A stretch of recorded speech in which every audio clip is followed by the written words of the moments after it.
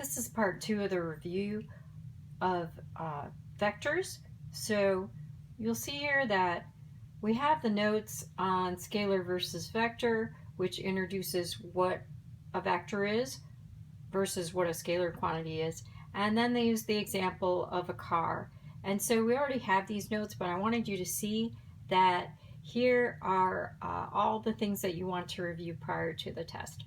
So let's focus on now, let's pick up with how do we draw a vector given a certain word problem. And when we add vectors, we need to use the tip to tail method. So if we have the example of a student walking 5 meters east and then 3 meters west, what we will do is say, okay, east is going to be always a positive quantity and west is going to be a negative quantity.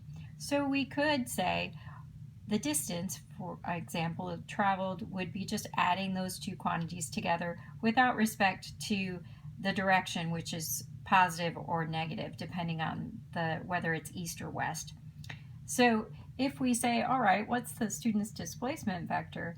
That's where we have to draw arrows representing direction. So you'll see that I used an arrow for 5 meters east, and then the student walked, or basically turned around and walked back 3 meters west.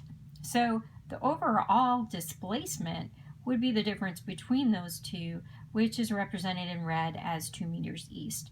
And it's a vector quantity, so we have to say both the magnitude, 2 meters, and the direction, which would be overall east, because they walked further east than they did west. So their ending position would be east.